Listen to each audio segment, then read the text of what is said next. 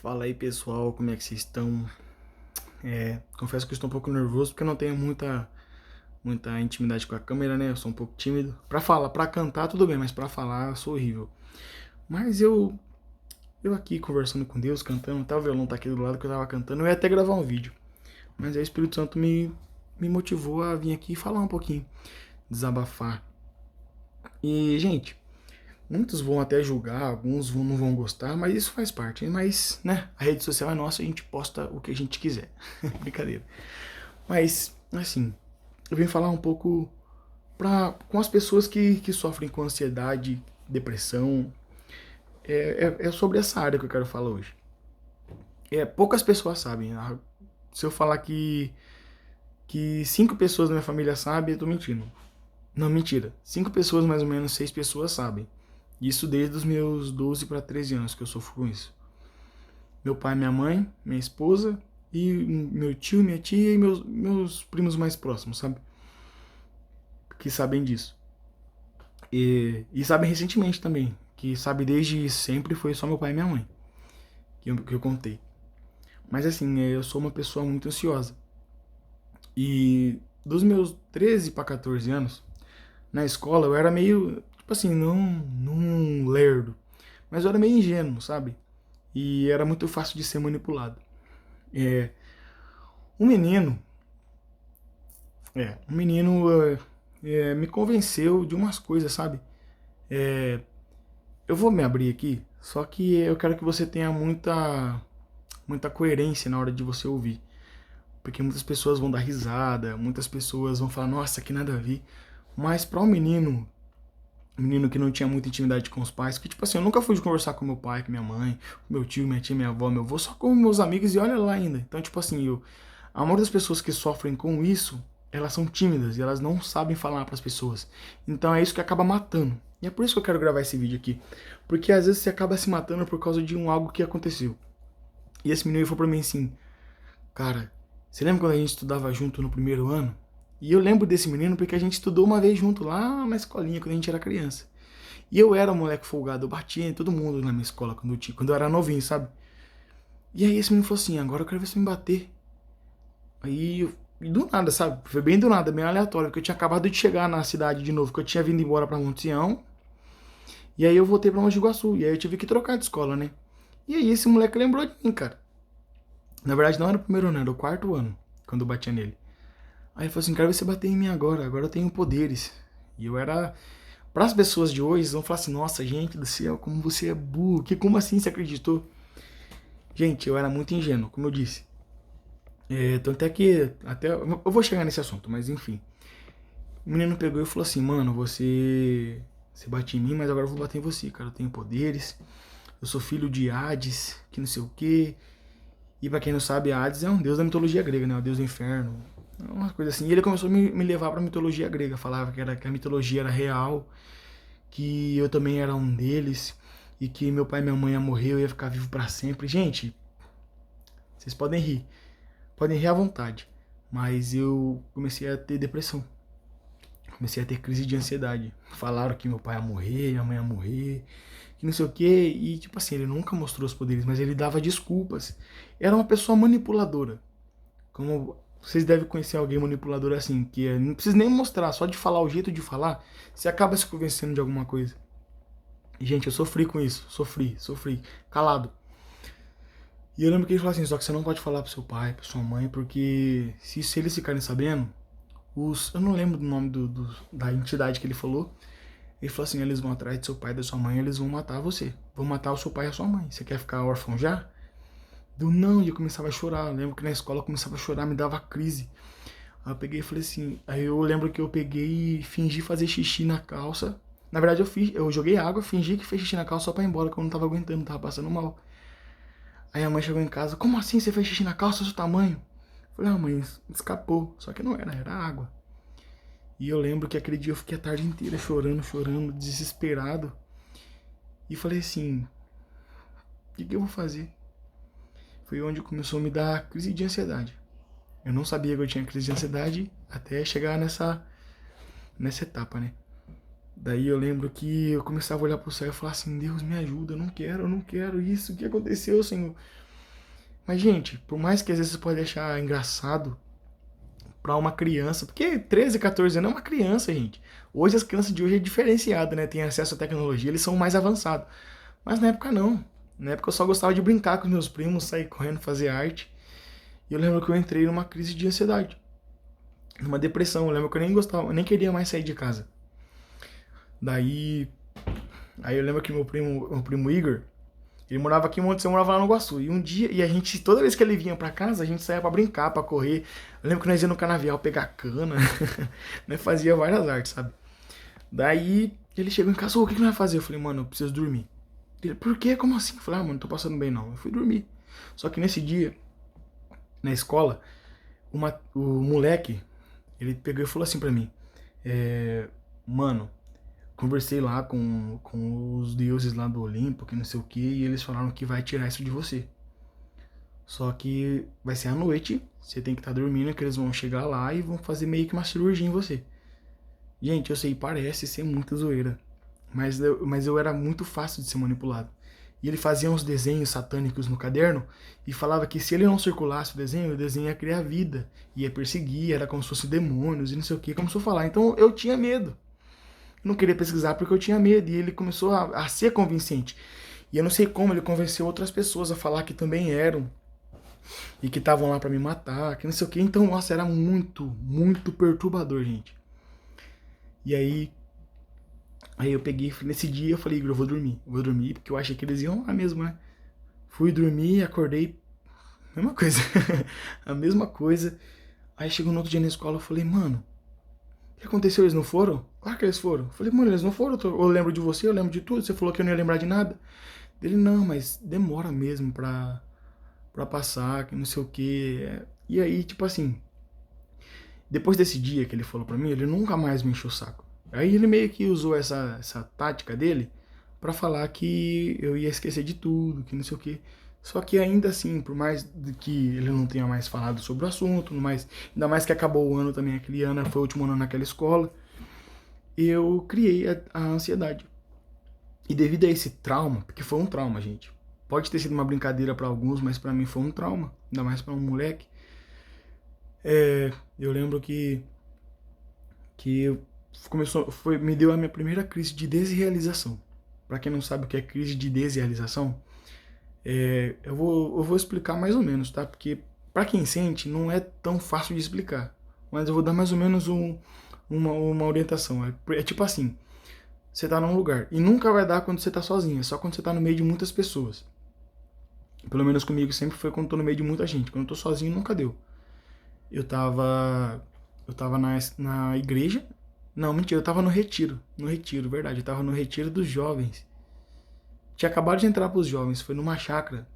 E adolescente, né, quando vai pra chácara, gosta de fazer arte, fazer bagunça. Eu lembro que os meninos pegaram e falaram assim, mano, tem demônio aqui na chácara. Eu vi um demônio ali na chácara. E aí, comecei a ficar desesperado. A Luana brigando com a Alice. E aí eu comecei a ficar desesperado, gente.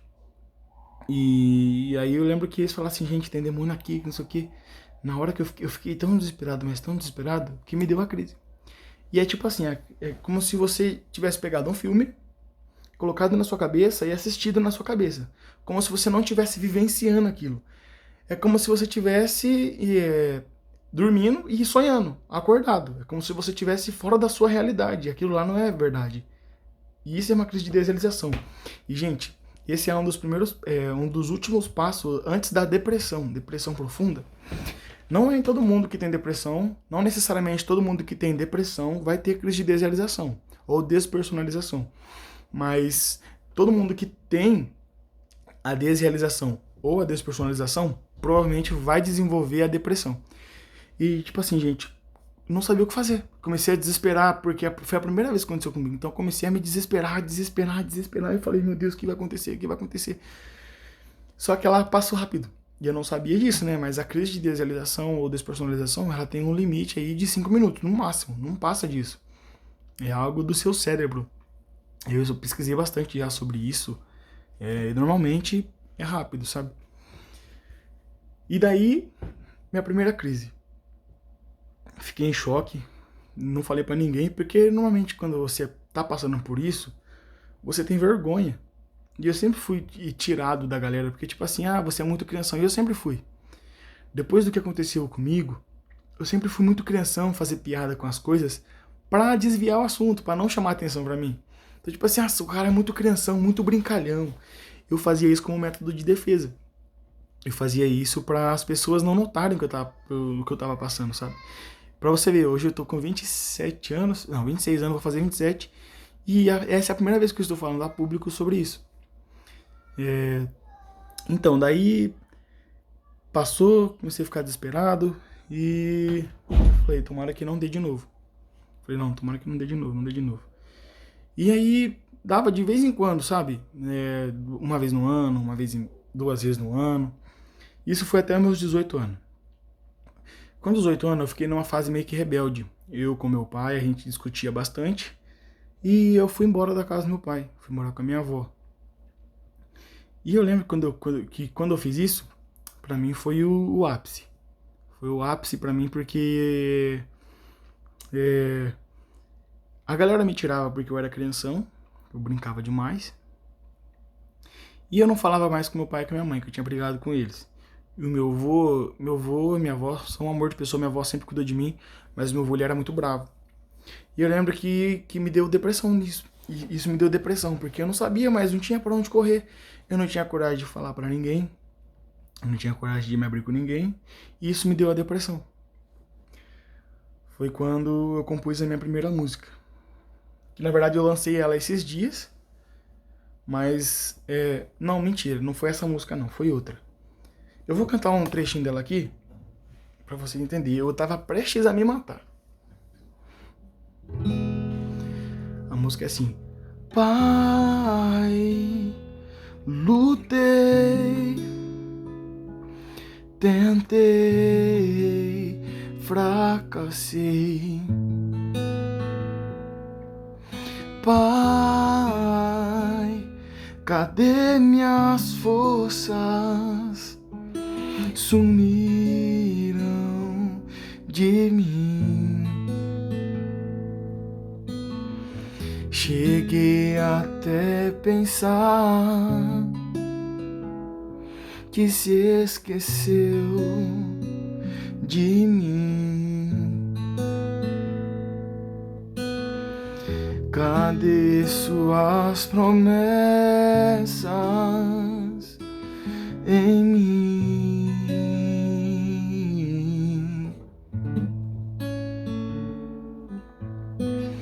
Dizem que não tem jeito, que eu sou um defeito e nunca vai passar.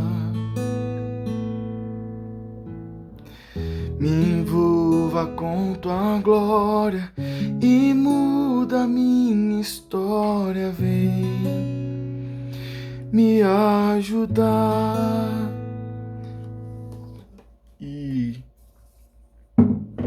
nesse dia eu tive minha primeira experiência com Deus, primeira experiência audível, primeira vez que eu senti o Espírito Santo, primeira vez que eu fui transformado, que eu fui tocado pelo Espírito Santo.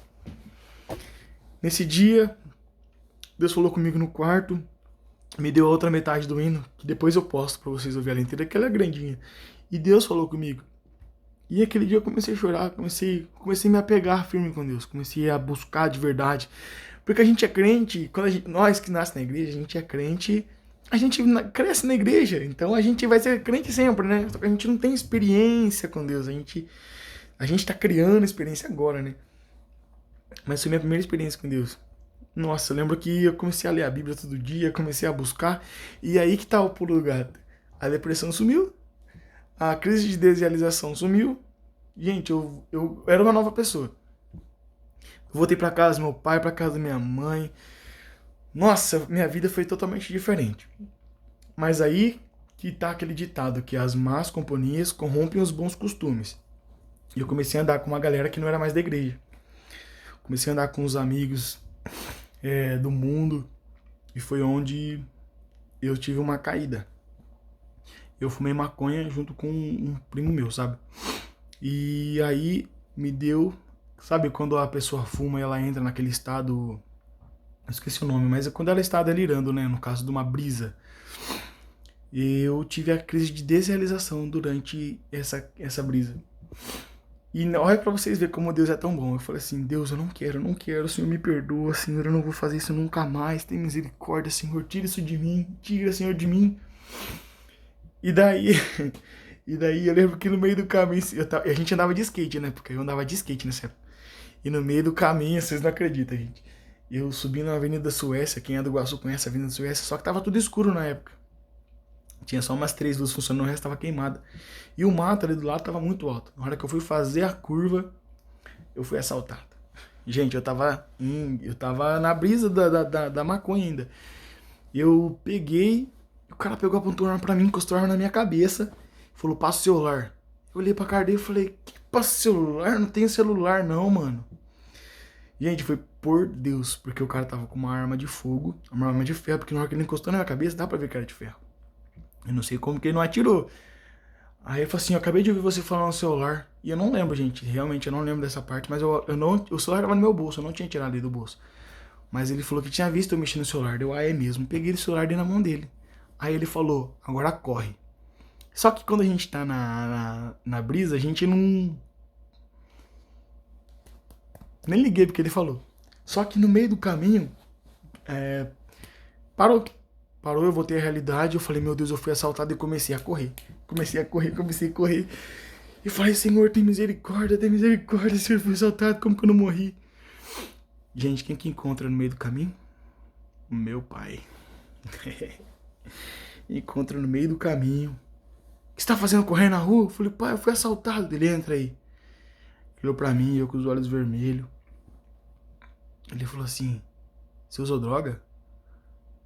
Eu falei assim, não. Aí ele, aham, sua mãe tá esperando você lá em casa. E ele já sabia de tudo. Daí, eu não vou citar o nome, mas quem estava comigo chegou na casa dele e começou a dar uma loucura. Ele começou a bater no portão. A mãe dele viu que ele tinha feito alguma coisa errada e ligou pra minha mãe. Aí a minha mãe falou assim, Abner, você usou droga? Daí eu falei, não.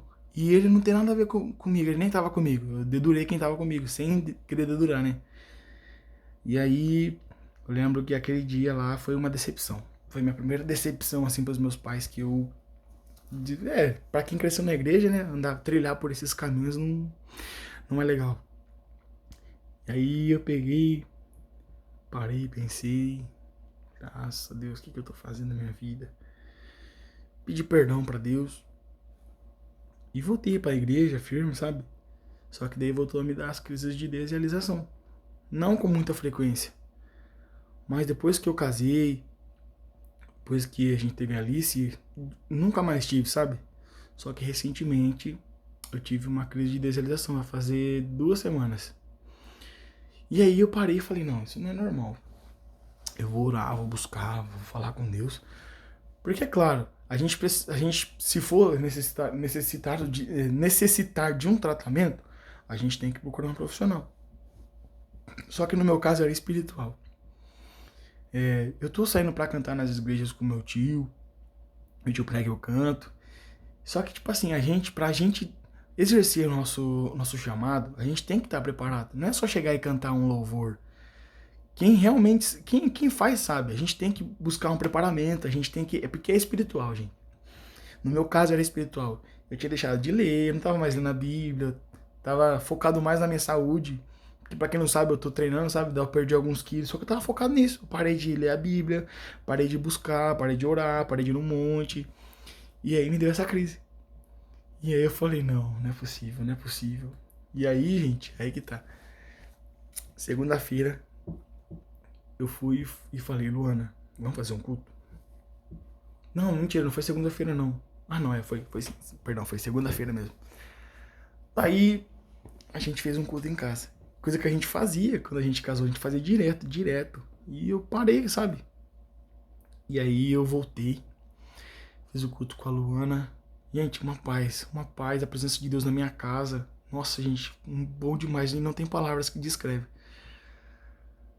Daí, quando eu oro, eu gosto de falar olhando pro céu, né? falar com Deus olhando para os céus. Eu gosto de ver a natureza, eu amo. E sempre quando eu falava com Deus, aquele moleque de 18 anos que eu falei, que entrou num quarto, que sente a presença de Deus, eu olhava pro céu e pedia sinais para Deus. Eu falava, Deus, eu te amo, eu te adoro. E começava a orar e falava, Senhor, o Senhor ainda é comigo? E sempre ele mandava um sinal no céu para mim. Vocês podem achar que é brincadeira, que é doideira. Cada um tem a sua experiência com Deus diferenciada. E Deus mandava um fogo no céu para mim. Muitas pessoas podem não acreditar, mas eu sempre mandava. E aí ele parou com isso. Sabe que depois... Ele parou não, né? Eu me distanciei. E aí segunda-feira eu falei, comecei a orar, comecei a falar com Deus. Eu falei, Senhor, o Senhor ainda é comigo? E gente, sem brincadeira na hora. Eu até me emociono porque é algo que só quem é íntimo de Deus, quem ora, quem busca, sabe. E na hora, gente, ele mandou um fogo no céu pra mim e aquilo foi tão bom, foi tão bom, foi tão bom, porque é a confirmação que eu precisava pra mim. Porque a gente, às vezes, o que me motivou a fazer esse vídeo foi exatamente isso, porque às vezes a gente acaba se levando com as coisas do nosso dia a dia, a gente acaba se distanciando de Deus. E, gente, pra quem tá distante de Deus, quem não tem uma intimidade com Ele, vai desenvolver. Não tô dizendo necessariamente todos, claro que não. Mas se você é uma pessoa muito ansiosa, se você não estiver junto com Deus, você vai desenvolver depressão se você não se cuidar. Porque na maioria das vezes é tudo pessoas que são tímidas, pessoas que não têm coragem de se abrir. E se você ficar no seu quarto, deitado, se alimentando com porcaria no Instagram, jogos, se você ficar frisado nisso, você vai desenvolver depressão, porque você... Já viu aquele ditado que mente vazia é a oficina do diabo? Tá aí.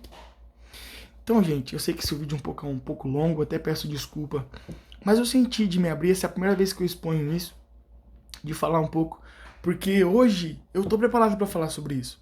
Hoje eu tô preparado para confessar tudo que aconteceu, por que eu era assim. Às vezes muitas pessoas nem sabem, a maioria das pessoas, claro que quase ninguém sabe, mas por que eu era tão infantil, tão brincalhão, tão besta na época?